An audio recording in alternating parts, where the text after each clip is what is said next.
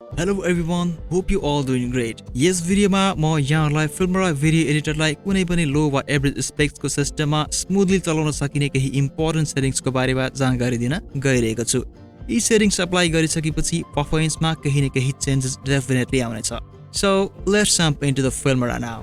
फर्स्टमा यो सेक्सनबाट सुरु गरौँ। यो सेक्सनलाई डिस्प्ले रिजोल्युसन क्वालिटी भनिन्छ। यहाँ क्लिक गरेर यो लिस्टलाई ड्रप डाउन गर्न सकिन्छ, जसमा 5 वटा रिजोल्युसन क्वालिटीहरू रहेका छन्। यसको काम भनेको हामीले हाम्रो भिडियोहरू टाइमलाइनमा राखेर एडिट गर्ने क्रममा डेफिनेटली त्यसको प्लेब्याक यो डिस्प्लेमा हेर्नुपर्ने हुन्छ र यो डिस्प्लेमा प्ले हुने भिडियो हाम्रो पीसी वा ल्यापटपको प्रोसेसिङ क्यापेसिटी अनुसार कुन क्वालिटीमा राख्दा स्मुथली प्ले हुन्छ भन्ने कुरा डिसाइड गर्ने हो। मतलब हाम्रो सिस्टमको सीपीयू, जीपीयू तगडा छ अनि मल्टिमिडिया कामका लागि चाहिने अरू पनि डेडिकेटेड एलिमेन्टहरू छन् भने नो डाउट हामी यो फुल क्वालिटीमै राखेर ओरिजिनल रिजोल्युसनमै भिडियोको प्लेब्याक हेर्न सक्छौँ भने सिस्टम जति लो स्पेक्सको छ त्यति नै कम क्वालिटीमा राखेर प्लेब्याक हेर्न सकिन्छ। तर क्वालिटी कम गर्दा भिडियो पिक्सलेटेड हुन्छ र हामी डिटेलमा हेर्न सक्दैनौँ। अनि लो स्पेक्सको सिस्टममा भिडियो क्वालिटी फुल गर्दा एकदमै अड्किने र कहिलेकाहीँ क्र्यास पनि हुन सक्छ।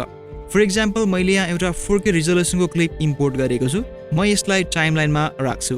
यस्तै हाई रिजोल्युसनका धेरै क्लिपहरू ओरिजिनल क्वालिटीमै राखेर एडिट गरे भने मेरो ल्यापटपको प्रोसेसिङ क्यापेसिटी कम भएको कारणले काम एकदमै स्लो हुन्छ र प्लेब्याक पनि स्मुथ हुँदैन।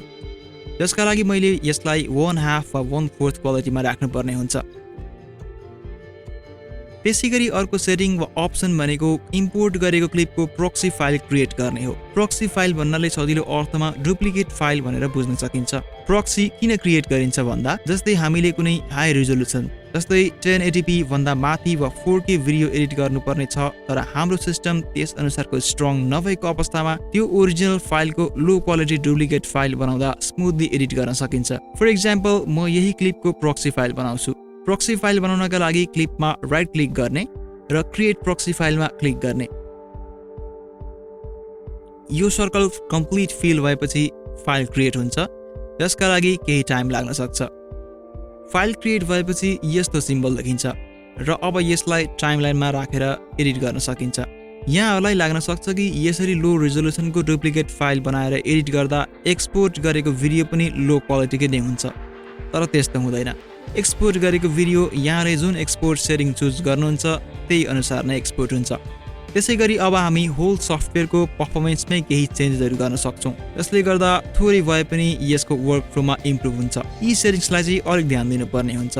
यसका लागि हामी फाइलमा जाउँ र प्रेफरेन्सेसमा क्लिक गरौँ। यो ट्याबमा डिफ्रेन्ट अप्सनहरू छन्। यी 4वटा अप्सन्सलाई डिफल्टमै छोडेर हामी पर्फर्मेन्सलाई मात्र चेन्ज गरौँ। यसभित्र पनि केही अप्सनहरू छन्। फर्स्टमा छ जीपीयू एक्सेलरेसन। यदि हाम्रो सिस्टममा ग्राफिक्स रेन्डरिङका लागि कुनै डेडिकेटेड हार्डवेयर छ भने हामी यो अप्सनलाई अन नै गर्न सक्छौँ, तर हार्डवेयर छैन भने यो अन गर्नु र नगर्नुको कुनै अर्थ हुँदैन। यदि हार्डवेयर मतलब जीपीयू छ भने यो तलको लिस्टमा गएर सेलेक्ट पनि गर्न सकिन्छ। जीपीयूले भिडियो रेन्डरिङ र रिकोडिङ स्पिडलाई एक्सेलरेट वा बुस्ट गर्न हेल्प गर्छ। यो रिकोडिङ अप्सन भनेको चाहिँ एउटा फर्म्याटको भिडियोलाई अर्को फर्म्याटमा चेन्ज गरेर एक्सपोर्ट गर्नु हो र यो पनि जीपीयू भएको अवस्थामा मात्र इनेबल गर्न सकिन्छ। त्यसैगरी अर्को अप्सन छ प्रिभ्यू रेन्डर। एडिटिङको अर्थमा रेन्डर भनेको कुनै पनि क्लिपहरू टाइमलाइनमा ल्याएर राखेपछि एडिट गर्ने क्रममा सफ्टवेयरले त्यसलाई स्मुथ प्लेब्याक हुन रेडी बनाउनु हो। यो अप्सन अन गर्दा यो बक्समा भएको टाइम अनुसार प्रत्येक सेम टाइम इन्टरभलमा सफ्टवेयरले अटो रेन्डर सुरु गर्छ। अघि भने जस्तै हामीसँग स्ट्रङ जीपीयू छ भने यो अप्सनलाई अन गर्दा राम्रो, तर छैन भने म चाहिँ यो अप्सनलाई अफ गरेकै राम्रो भन्छु, किनकि अटो रेन्डरले ब्याकग्राउन्डमा प्रोसेसरलाई बिजी गराइरहेको हुन्छ र सफ्टवेयर स्लो हुन्छ। एडिटिङको बीचबीचमा हामी आफै रेन्डर बटनमा क्लिक गरेर प्रिभ्यू रेन्डर गर्न सक्छौँ। एडिटिङ सकेपछि वा सफ्टवेयर क्लोज गरेपछि हामी फिल्मराको रेन्डर फोल्डरमा गएर यी रेन्डर फाइलहरू डिलिट गर्न सक्छौँ। यसलाई चाहिँ मेमोरी कन्ज्युम गरिरहेको हुन्छ। त्यसैगरी लास्टमा छ प्रक्सी। प्रक्सीको कुरा मैले अघि पनि गरेको थिएँ। अघिको अप्सनमा चाहिँ हामीले आवश्यक परेको बेला मात्र म्यानुअली भिडियोको प्रक्सी फाइल बनाउँछौँ भने अब यो अप्सन अन गर्दा चाहिँ हामीले क्लिपहरू इम्पोर्ट गर्ने बित्तिकै सफ्टवेयरले आफै प्रक्सी फाइल क्रिएट गर्छ। यसका लागि हामीले यो बक्समा मार्क गरेपछि तलको भिडियो रिजोल्युसन लिस्टमा गएर हाम्रो सिस्टमको क्यापेसिटी अनुसार कुनै एउटा रिजोल्युसनमा सेलेक्ट गर्न सकिन्छ। जस्तै मेरो सिस्टम अनुसार म 1920x1080p रिजोल्युसन सेलेक्ट गर्छु। This means अब मैले 1080p रिजोल्युसन भन्दा बढीको क्लिप इम्पोर्ट गर्ने बित्तिकै सफ्टवेयरले आफै प्रक्सी फाइल क्रिएट गर्छ र अघिको जस्तै म्यानुअली गर्नु पर्दैन।